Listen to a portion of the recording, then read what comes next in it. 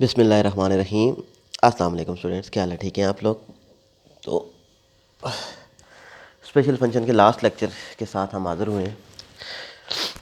आज का टॉपिक है हमारे पास Sturm Liouville problem and Sturm Liouville equation, one of the most important topic in this special function. पिछली दफ़ा भी एग्ज़ाम पॉइंट ऑफ व्यू में से ये इम्पॉर्टेंट क्वेश्चन है। पिछली दफ़ा भी इसका एक क्वेश्चन आया हुआ था कि state and proof Sturm Liouville equation. तो हमारे पास इक्वेशन प्रॉब्लम और इक्वेशन में फ़र्क क्या है बेटा? सबसे पहले हमारे पास equation is of the form d by d x of p of x into d y by d x plus lambda q of x plus r of x is equal to zero. This is the equation of Sturm Liouville differential equation. अब हम किस equation को convert करते थे Sturm Liouville differential equation में? तो हमारे पास एक इक्वेशन थी बेटा, हमारे पास बेसल्स इक्वेशन हमने पढ़ी थी, x square d y by d x plus x d y by d x plus x square minus n square into y is equal to zero. ये हमारे पास एक इक्वेशन थी, इसको हम कहते थे कि this is known as Bessel's equation in the form of x. Bessel's equation को हम स्टर्म लिउविल प्रॉब्लम में रिड्यूस करेंगे। तो सबसे पहले हम क्या करते थे बेटा कि हम लेट कर देते थे, let x is equal to k into x. Small x के साथ लार्ज एक्स को हमने स्मॉल एक्स, तो अब D x by d x हमारे पास क्या आ जाएगा? के आ जाएगा। अब हम इसको कह सकते थे कि D x over D x किसके इक्वल आ जाएगा? 1/k हमारे पास आ जाएगा। तो ये वैल्यूज हमने इस इक्वेशन में वैल्यूज पुट आउट करनी है कि हमें क्या क्या चाहिए? हमें चाहिए d y by d x चाहिए। तो हम इसको लिख सकते थे by chain rule d y by d x dot d x over x. तो d y by d x which is equal to हमारे पास क्या आ जाएगा? D y by d x dot 1/k। अब इसी तरीके से d square y by d x square हमारे पास क्या आ जाएगा? D y by d x d square y by d x square 1/k square. तो ये वैल्यूज हम क्या करें, इस इक्वेशन में वैल्यूज पुट आउट करें।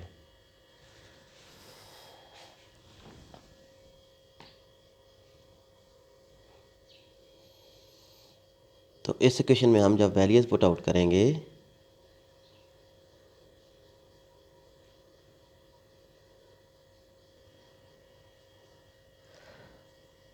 तो हमारे पास क्या आ जाएगा बेटा कि ये वैल्यूज हम d y by d x और d square y by d x square की वैल्यूज। अब अगर इस इक्वेशन में वैल्यूज पुट आउट करें, किस इक्वेशन में? कि ये हमारे पास क्या आ जाएगा बेटा कि फर्स्ट इक्वेशन में हम वैल्यूज पुट आउट कर रहे थे कि ये d y by d x और d square y by d x की वैल्यू हम फर्स्ट इक्वेशन में जब वैल्यूज पुट आउट करेंगे तो हमारे पास इक्वेशन किस फॉर्म में थी? इक्वेशन थी हमारे पास x square d square y by d x square plus x d y by d x plus x square minus n square into y is equal to zero. तो अब हमारे पास क्या आ जाएगा बेटा के एक्स होल स्क्वायर। तो d square y by d x square की वैल्यू क्या आई थी? D square y by d x square dot 1/k square plus x की वैल्यू क्या थी? K x d y by d x dot 1/k plus x square की value put out करें बेटा, हमारे पास क्या था? K into x whole square minus n square into y is equal to zero. तो k square x square d square y by d x square dot 1/k square, तो k के साथ cancel, plus k x d y by d x dot 1/k, तो के साथ cancel, plus k square x square minus n square into y is equal to zero.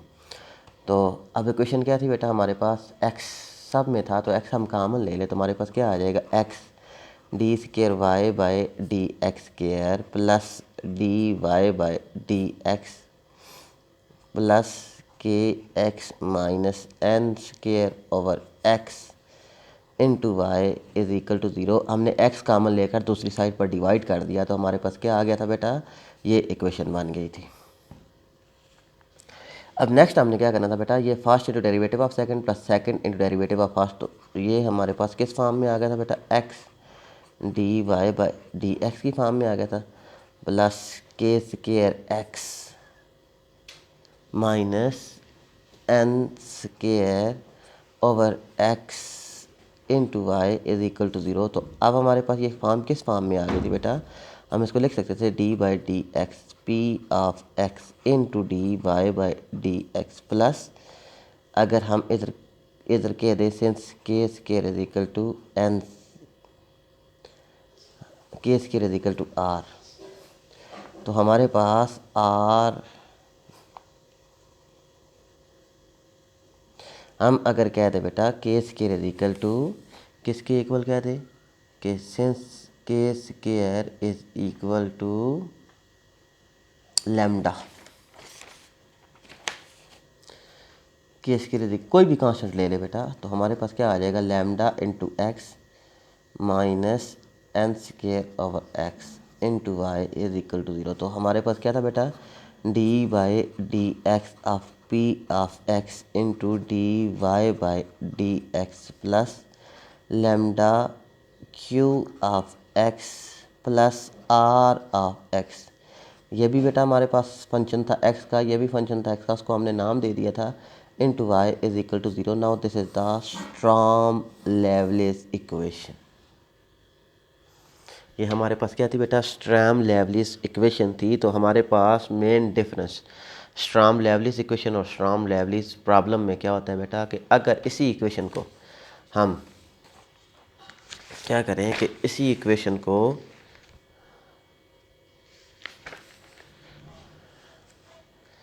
ये हमारे पास equation थी ना बेटा, तो अब हम इसी इक्वेशन को किसी बाउंड्री वैल्यू प्रॉब्लम के साथ सॉल्व करने हैं।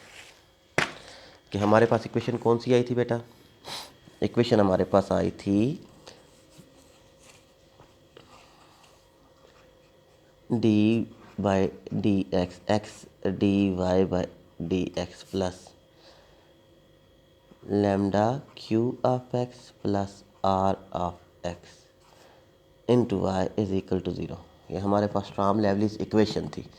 तो अगर हम इसी को क्या करें बेटा, कि हमारे पास alpha 1 into y of a plus alpha 2 y prime of a, कि हम इसको अगर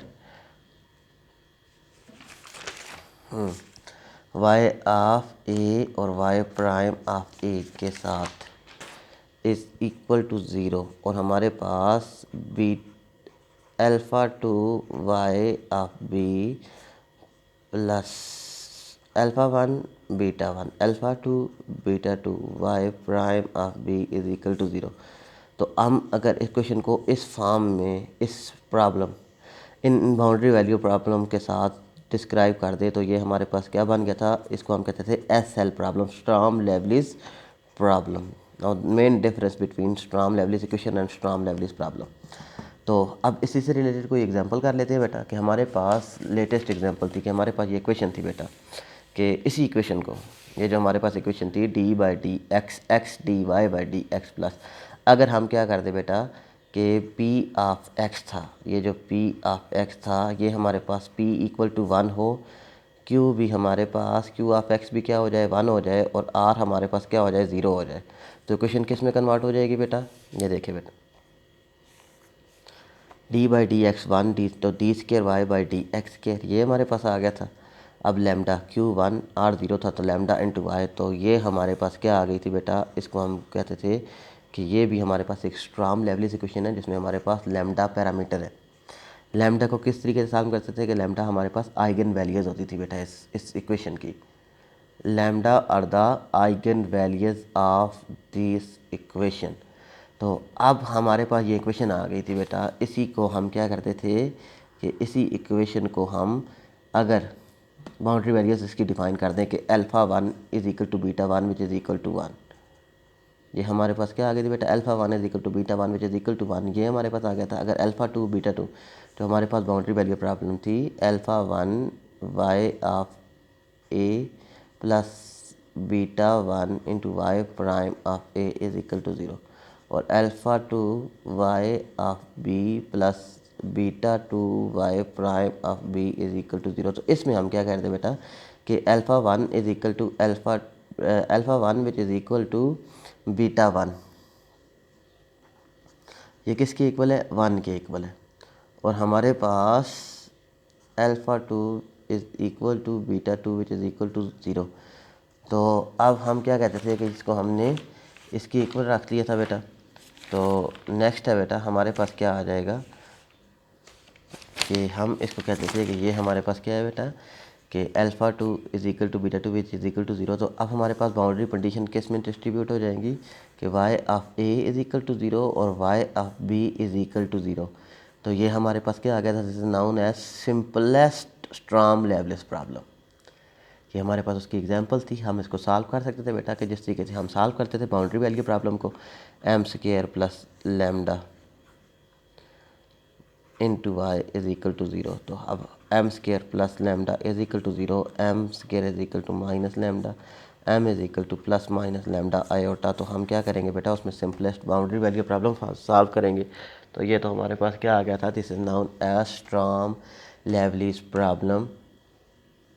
इसी से रिलेटेड हमारे पास क्वेश्चन होते हैं। अब बाउंड्री वैल्यू प्रॉब्लम तो आप इजीली सॉल्व कर सकते होंगे। बाउंड्री वैल्यू प्रॉब्लम ये है आप लोग इजीली सॉल्व कर सकते हैं। तो ये तो था हमारे पास स्टॉर्म लिवलाइज प्रॉब्लम। इस चैप्टर में बेटा हमारे पास जो इम्पॉर्टेंट एस्पेक्ट्स की टर्म्स हैं वो हमें आप लोगों को बता देता हूँ कि आपने क्या क्या ज़्यादा काम करना है। जो मैंने आप लोगों को काम करवाया था वो पहला था बेटा हमारे पास सीरीज सोल्यूशन क्या होता है। आपको पता होना चाहिए सीरीज सोल्यूशन कितनी फॉर्म की होती हैं, 2 फॉर्म के, एक ऑर्डिनरी पॉइंट और एक रेगुलर सिंगुलर पॉइंट। ये इससे रिलेटेड क्वेश्चन ना भी करें तो कोई मसला नहीं है, लेकिन आपको पता होना चाहिए इनका कंसेप्ट क्या होता है। फिर दूसरा था बेटा हमारे पास फार्बिनियस मेथड। जब रेगुलर सिंगुलर पॉइंट पर हो तो हमारे पास फार्बिनियस मेथड के साथ हम इसको सॉल्व करते थे बेटा। आपकी 8.2 थी, उसमें हमारे पास 3 तरह के सोल्यूशन होते थे, 3 तरह के रूट्स आते थे, तो उन्हीं को सोल्यूशन को हम लेकर चलते थे। थर्ड था बेटा हमारे पास Bessel's function, Bessel's function and Bessel's differential equation. तो Bessel's first kind, Bessel's second kind, Bessel's solution, ये आपने खुद सॉल्व करना है। फिर उसके बाद था हमारे पास बेसल्स रेकरस फार्मूला।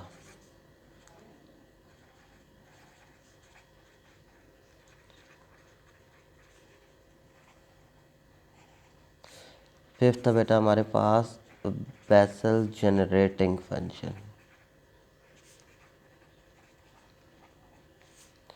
सिक्स था बेसल्स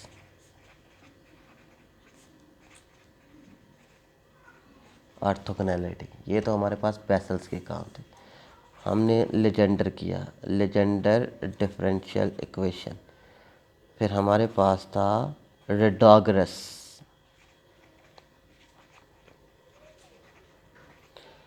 रेडोग्रस फार्मूला। फिर 9 था बेटा हमारे पास recurrence relation of Legendre equation. 10 था हमारे पास लेजेंडर ऑर्थोगोनैलिटी।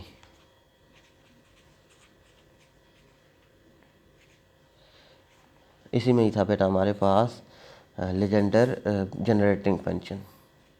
और हमारे पास जो लास्ट टॉपिक था वो था हमारे पास SL problem, storm Liouville problem.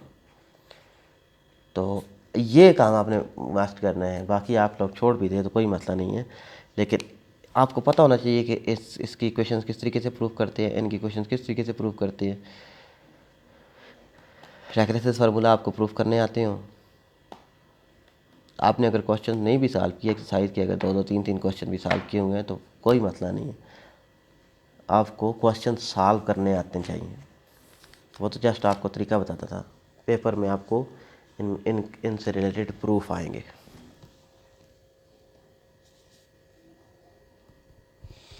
तो I think this is enough for today lecture. आप लोग स्पेशल फंक्शन को टाइम दें।